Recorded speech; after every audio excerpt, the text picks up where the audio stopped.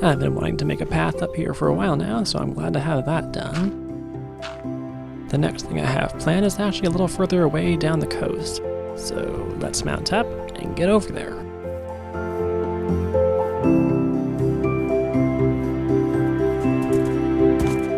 What I want to build here is a small fishing village at the end of a small bay surrounded by rocks and small cliffs. The idea of this village comes from the village of Portlow in Cornwall, England. I was scrolling through Google Images and came across a picture of this little town and was immediately taken with the thought of trying to make something similar in Minecraft. So with all that said, let's get some dirt and put together some mock-ups.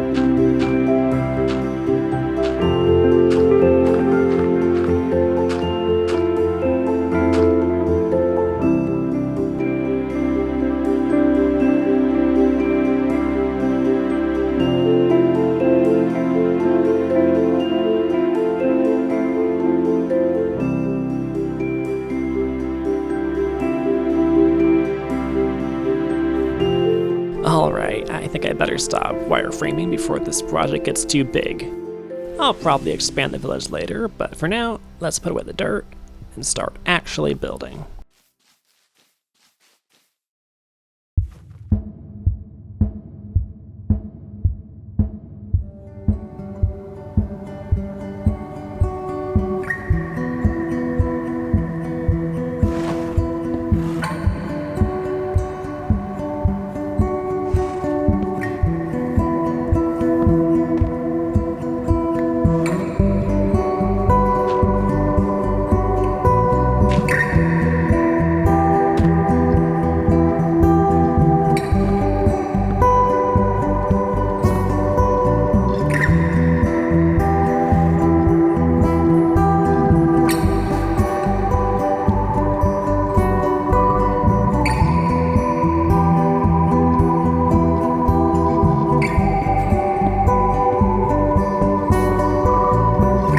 Okay, so this house is looking a little bit like a boring gray box, and I think the best way to counter this is to change the roof to something with more contrast, but not as much contrast as the deep slate that I tried on the right. What I've settled on is some tough brick stairs.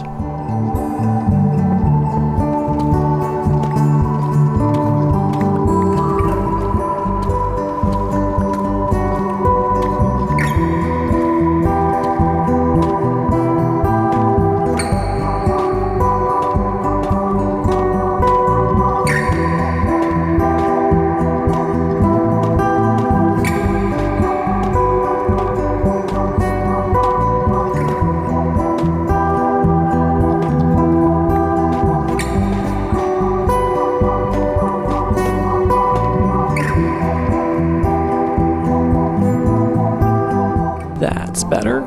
Boring, but not quite so bland.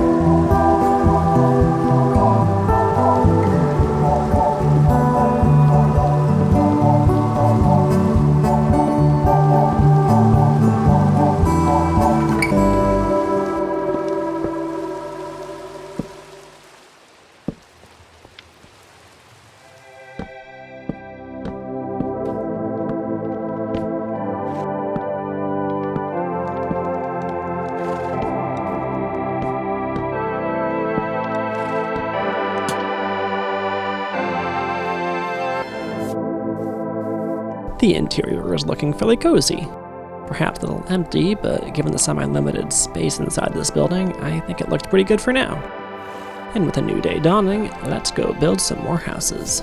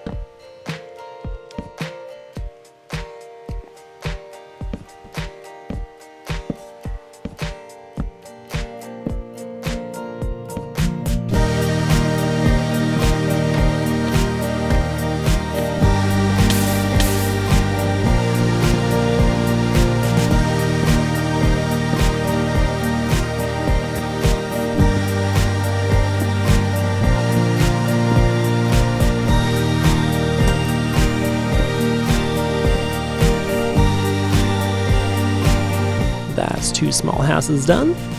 All the bones I've been accumulating from the skeleton farm I made a few episodes back really came in handy. But after checking out the interior of the second house, let's move on to what will be, at least for the moment, the largest building in the village.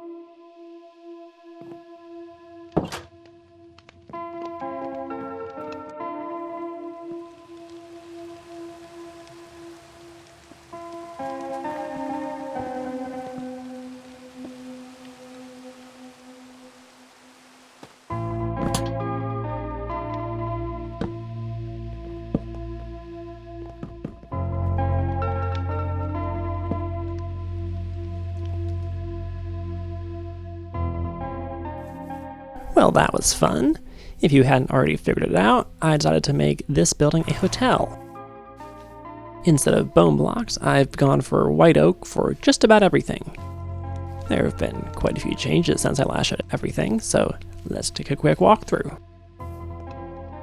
We have the front desk, as well as lots of tables for the hotel restaurant. I haven't added any chairs because coming up with a chair design that works at this scale has turned out to be kind of challenging. Here's the kitchen, as well as the basement / storage area. Just a little bit dark and spooky. Back upstairs feels a lot brighter and even a little cozy, though the upper floors where the rooms are is a little more cramped. I stole a little space from one of the adjoining rooms to make this tiny lavatory that, like a lot of really old hotels, all the guests have to walk down the hall to use. I was able to squeeze in 5 reasonably sized rooms by using white oak shelves and trapdoors, which made figuring out where the furnishings went a little tricky because of the partial blocks. Here's the room that was made a little smaller to add the bathroom. You can see the crooked wall demonstrating the struggles of trying to work around blocks that were only partially taken up by the walls. Rooms 3 and 4 are a lot like room 1. But room 5 is the largest and brightest and most open. It's also the furthest from the bathroom, but we can still pretend it's the most expensive room that you can book in this hotel. But with that, I'm gonna end this episode here. I'll see you again next time for some more village building.